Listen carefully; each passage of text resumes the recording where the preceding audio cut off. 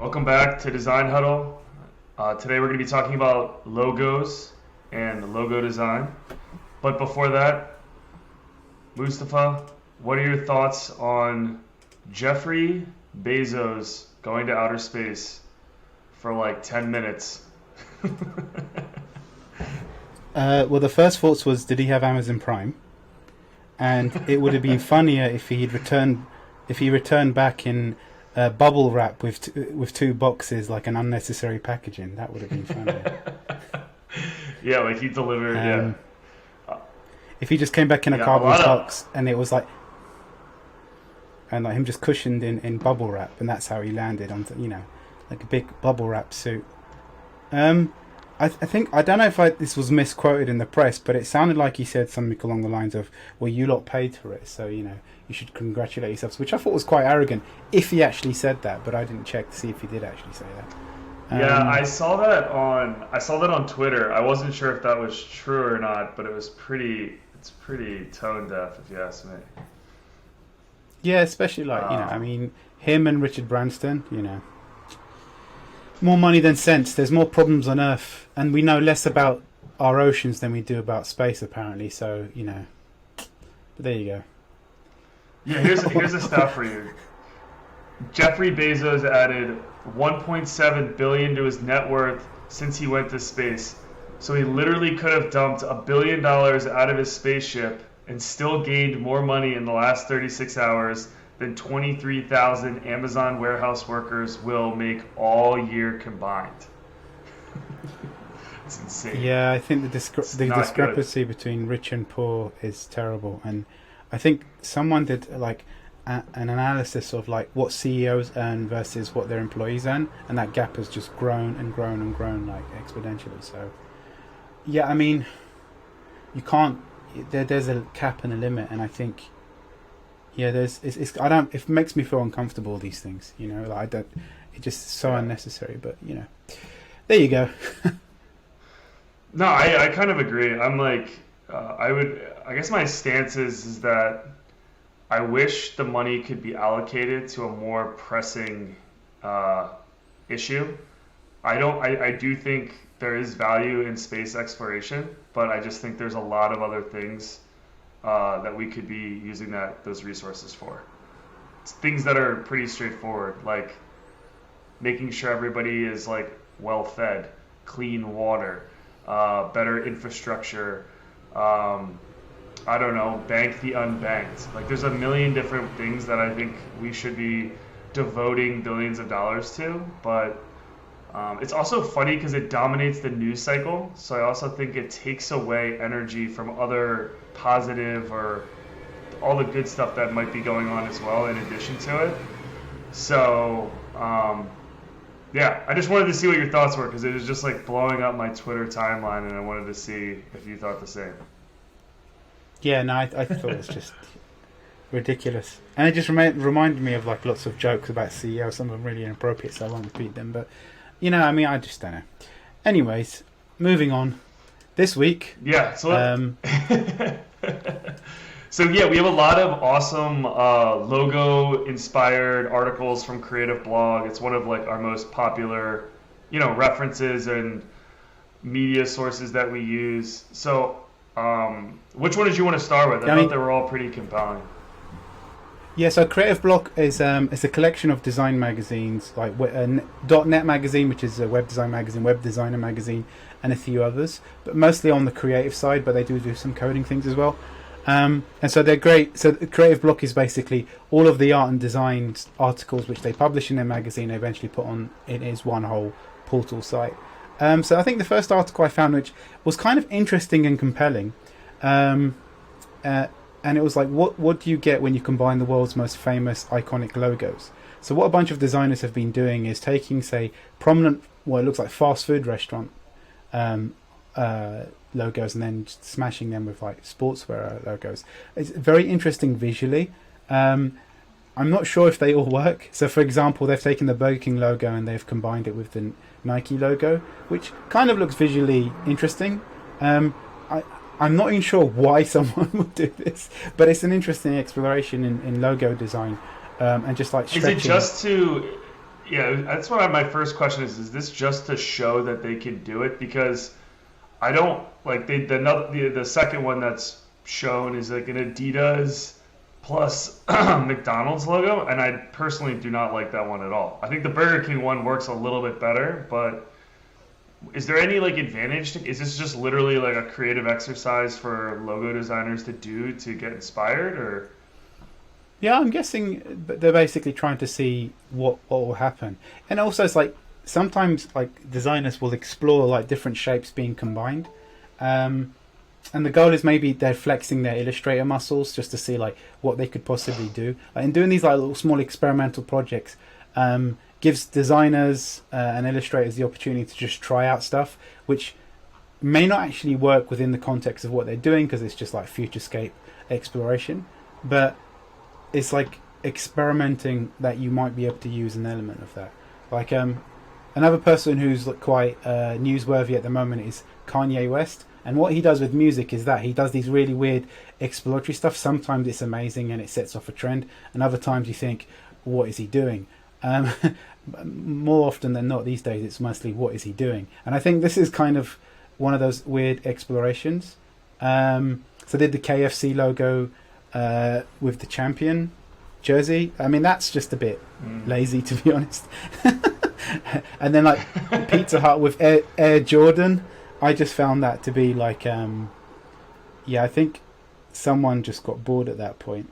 But like the Nike logo with what do you call it? I've forgotten it. With Burger King, I think it's quite an interesting use of shapes and stuff. And again, it's just an exploration of shapes. So yeah, feel free to check those designs out. I mean, some of them go back a few years, but it's like the news cycle at the moment. It's like I think designers are bored at home. The second article again from Creative Block, which I found was quite interesting, was like the 15 rules of crafting perfect logos. And again, it's always the common design companies: VW, Apple, Nike, Beats. I really do like the Beats logo, actually. I know Dr. Dre is a bit seen as a controversial figure because of his past, shall we say, especially when it comes to violence. So the name Beats by Dre is quite inappropriate if you think about it. But I think as a logo, what it actually is, it's such a beautifully simple shape. And it just basically this article goes about like what's important in logo design, like the golden rules of logo design. I'm quite skeptical when it comes to like the golden rules of logo design, because a lot of them, like if you take the Apple logo for instance, it's quite beautiful in a shape, right? It has nothing to do with computing when you look at it. It's not like a representation of tech. But then you take, say, the Coca-Cola logo, which is a complete opposite in every possible facet, but it's still considered up there as a beautiful logo.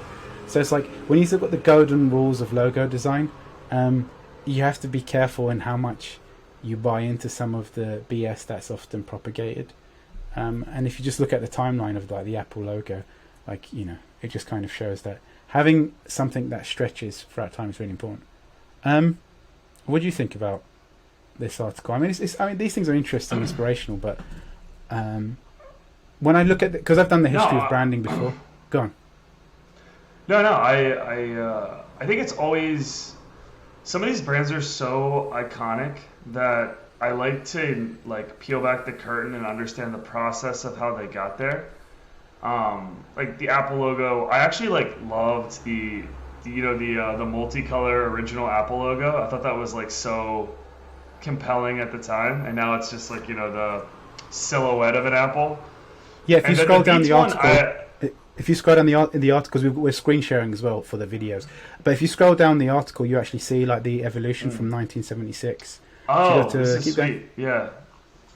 So it goes through the original illustrative logo from Apple, which they commissioned an illustrator to do that. A really detailed illustration. Look at the 1976 version. Look at the jump. So the 1976 version, I can't even really tell what it is. It looks like it's Isaac Newton sitting under a tree that says the Apple Company, which I've actually never seen that logo. And then they make this massive leap to the iconic 1977 logo, which has like the multicolors, the green, yellow, orange, red, purple, blue Apple logo. And then I guess the 1995 one was really just like, if you think about it, that's like peak internet.com era. Everyone's trying to be like sleek and trendy. And then the other thing I like is at the turn of the century, 2001, you have this like new era, new decade, like more sleek, super polished, technical version. And then they went back. I didn't never realize that in 1998, Apple had the same logo as they did when they made the change in 2015. So I think I actually love this progression that we saw. Yeah, no, the 98 version, I'm not sure if this timeline is actually accurate, because the 98 version looks like the iPod silhouette design that they did. Remember, it's like the block colors, and you could see people dancing with the visual thing. There was the white headphones, and the thing with Steve Jobs, he had this thing of he never liked showing the products in the ads, because I think he followed Nike's philosophy of you never saw the shoe, you only saw like the movement, the motion, the sports person, like what can be achieved, the just do it. So it's all about an idea rather than you're trying to sell a product. So but yeah, I mean, anyways, I mean, I think the Apple logo is like take a bite out of an apple. I think that was their slogan. I think that's why there's the bite in it, and the bite was spelt like BYTE as in computer bite. I think that's where it came from. Mm-hmm. But anyways, I mean, this article I never realized that. That's super cool. I actually didn't know that. Yeah, I think that's what it is from what I can remember. But then you look at, say, the Nike logo. That was designed by a student. And I think they paid $30 for it. If you can imagine, $30, and that's the most famous sportswear brand. But what was great about the designer who did it was years later they were given a golden Nike ring and like something like $100 million worth of stock from Nike. So they made it right to the student, right? Because they thought, we can't just pay $30 for this thing and just be like the most biggest sportswear brand and not help the designer. So they made it right in the end. So I think Nike has the award for like the most expensive and cheapest logo of all time as a result. So that's quite interesting. But yeah, so some of these examples, like okay, this like just as you scrolled on, always get a second opinion is like some of the faux pas you get in logo design, and we've all seen them where the shape from the designer's point of view is supposed to be like a statue, but then it's like it looks like something else when you do a double take. We've seen many of these logos, so yeah, I always think this kind of goes without saying though, but like, designing by yourself can be dangerous because when you're staring at a logo for a long time, the colors, the shapes kind of blend together and you kind of lose perspective. So I do think that, this is obviously just like a funny example, but I'm sure like designing in groups, it goes through like a million iterations before it actually gets handed off like this. But this one I've seen before. And if you don't know what we're talking about, just Google the Brazilian Institute of Oriental Studies, and you'll see the logo that we're talking about. Yeah, it looks like a building being shoved up someone's backside, as a point of reference. It's like the most British way of explaining it ever. I was trying to, without saying the A word, but just to sort of cap this article off, like the golden rules that they lay out is lay out the groundwork, make sure you go through sketches, think about the logo working in full color and black and white, keep it appropriate, aim for recall so that people can actually recognize the shape, try to explore and strive for difference, consider your own typography, don't be too literal, like very common sense things. One thing which I saw recently, I think Chris Do shared it on on LinkedIn, and someone designed a logo for, I think it's art, it's like an art group. And so what they've done is they've made it the word art, but it looks like a boot, two boots walking. So they've reversed the R, so that looks like a boot, and the T looks like a boot. And as a concept, looked great. The problem is they just took the letters and they just tilted them. What would have been nice if they actually massaged the shape of the letters so it looks a little bit more like the form. I think that's when you go from a decent idea to like a great execution. And so, so this is a good article that's worth checking out. just so that we move on to the next one. So bold Visa rebrands to aim to show it's more than a credit card. So that Visa, the credit card company, has done like an interesting rebrand.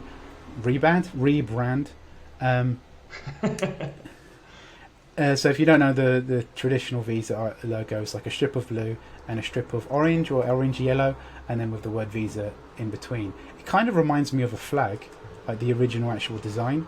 Yeah, that's exactly what I thought the second I saw it. Same colors, but just rearranged. So it's kind of interesting that they went with that approach. Yeah, do you think it has something to do with like they're trying to make it look like an equal sign? It could be.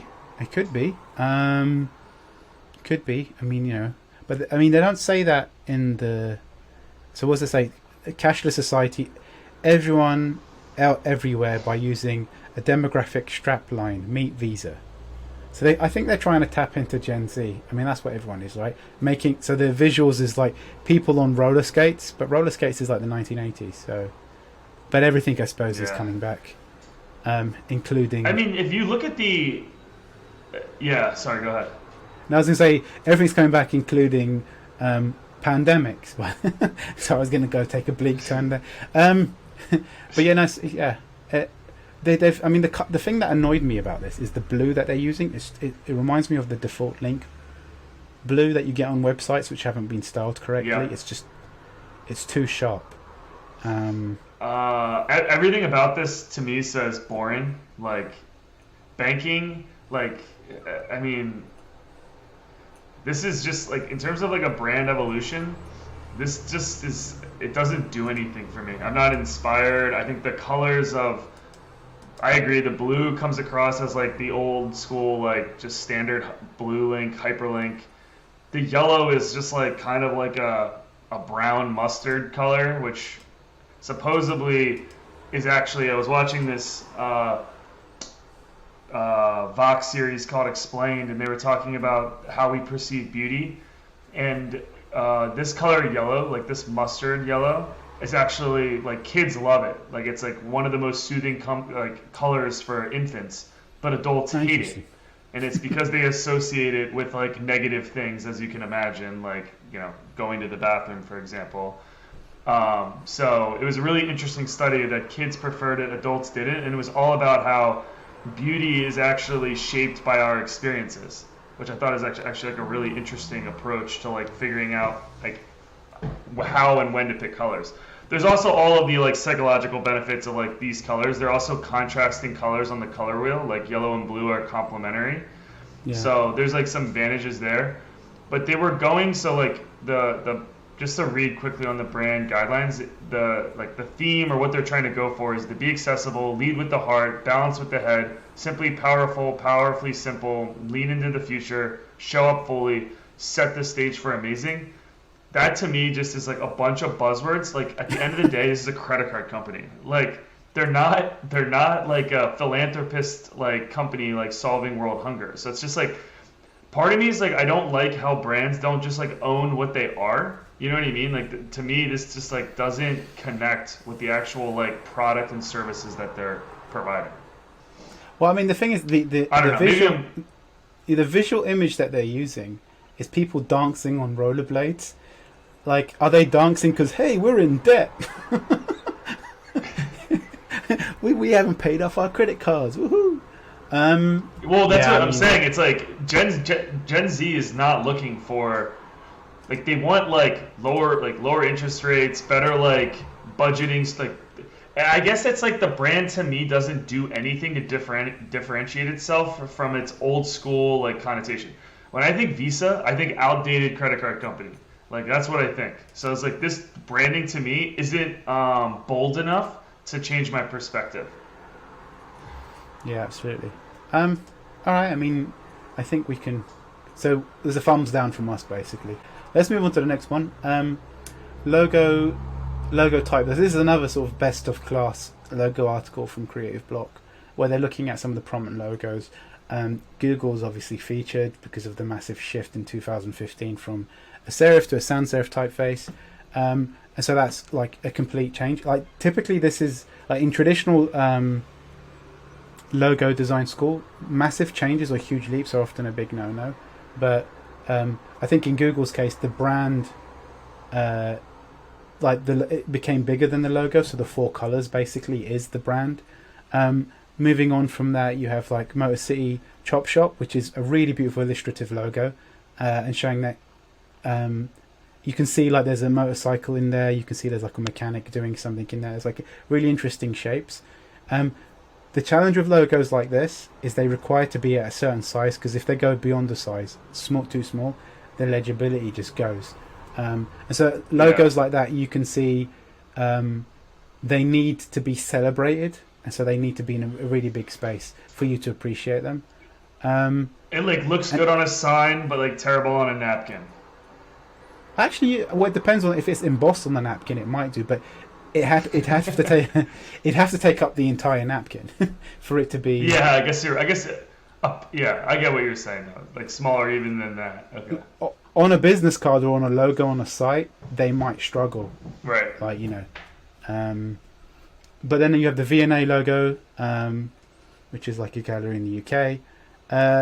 Again, I mean, it's so beautifully simple. It's the V, an ampersand, and an A, and the ampersand and A is molded together. I mean, that to me is like a work of art.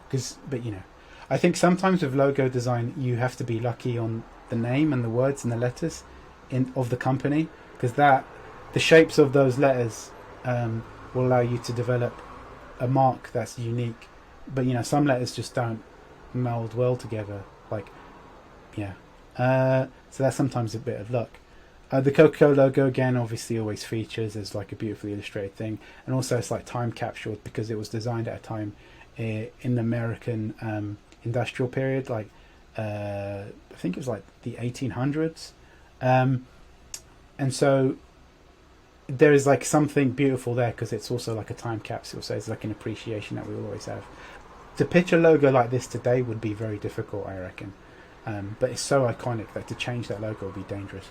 And then there's like there's always the FedEx logo is always the one that everyone mentions because of the arrow in between the capital E and the X, because it's like always delivery and always on the go.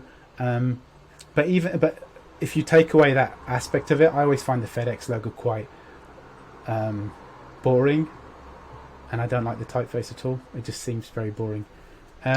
Yeah, the typeface. I love the E and the X design of like baking in the getting you. It's a great image for a logistics company, but I've never liked the typography, and I never really liked the colors of purple and orange either. Yeah, and then the final. You go. No. I was just gonna say, like, this is similar to Visa, where they're complementary colors on the color wheel. So like orange and purple are opposite of each other, so that's why they like work together. But I've just never personally been a fan of this one. Yeah, I mean, it's supposed to recognise a bit. I mean, it does what it does what it says on the tin, really. The final example is this is ITV. It's a news channel in the UK, or Channel 3 as it was known before. And this was like has won an awards because it's like a beautiful shape. I suppose to describe it, it looks like it's the 3 letters ITV, but it's done like almost like a W. Like it's joined up together, and then as the shapes overlap, the color changes, and it's really pretty. And so you can still do some interesting things even with like letters that don't typically work well together. Again, worth checking out this article, especially if you're interested in logo design, like best of class and things to actually look out for. And the final article that we have is another rebrand. Wasps, which is a rugby team. So rugby is what you, I suppose, might call American football, but in the US. But rugby is American football, but without all of the protective gear. So if you're watching a rugby match, you'll just see people ripping their faces off. Yeah, I think this is pretty cool. It reminds me of American sportswear stuff, like when you look at, say, the very boldness, simplistic visual design, and when you compare it to the previous one, that kind of looks like a beer commercial. Oh my gosh! The beer, it looks like something you see. No, the old logo looks like a smashed wasp. The new one looks like it's gonna it's like a fierce. It's literally all they did was change the eye shape and the antenna is the point down. like they had versus like sharp, you know what I mean, basically sharp lines on the antennas and a circle. It's so funny how you just simply change like those two elements and it makes like such a dramatic difference. This, I would say, in terms of like playing the Wasps, intimidation with their old logo is like a 1 out of 10. The new one is like a solid 7 out of 10 intimidation of like, I think this is a big upgrade. Yes, I mean, the old one looks like something you'd get on a beer bottle, you know, drink Wasp beer. But the new one is like, this is, you know, an actual sports team. Interestingly enough, the fans hate it. And so if you go on through the article, yeah, this is, but the thing is, fans are used to it. Like, you know, if they're used to a logo, there's always uproar. And so some people were posting on Twitter that the Wasp looks like it's walking on its back legs, and someone did an image of like it's carrying 2 pints of beer. Like, all right, Steve. All right, now yeah, that's pretty funny. But if you scroll down to the article, you can actually see like someone's did a mock of a Wasp carrying a spear, and so it's like they said, "All right, Sting, you're all round." But yeah, I think it's worth noting that because the style looks like an American football style logo, that could be what the pushback is, because rugby and American football has always been this contention between the two different sports. So there may be an element of that. But again, I think as sportswear go, the logo is really, really nice, very sharp, very like simplistic, much more aggressive, pointing in the right direction, looking forward, I think is what they described it, as opposed to looking in the past. And again, it's like, you know, I think there's an element of maybe we're being conscious of what's to come. So yeah, and I think overall it's a really, really nice, cool logo, very sharp colours. And you know, you can't lose with yellow, black, and white, really, can you? I don't think so. No, I think this is cool. I personally am a fan of the upgrade. I love that. Of course, loyal sports fans are always looking for a good meme. So this is pretty awesome. But that's it. You know, we just went over 5 articles from the creative block on logo updates. So get inspired if you're a logo designer. If we missed anything, you know, drop it in the YouTube comments. And if you haven't done so, if you use Apple Podcasts, if you would be so kind, please leave us a glowing review talking about how Ryan and Mustafa are just absolute delights to listen to. That would be greatly appreciated. Yeah, absolutely. Awesome. Thanks. Yeah, thanks for joining today's episode of Design Huddle, and we will catch you on the next one. Peace. Thank you for listening to today's episode of Design Huddle. The opinions expressed are solely our own and do not express the views or opinions of our employer.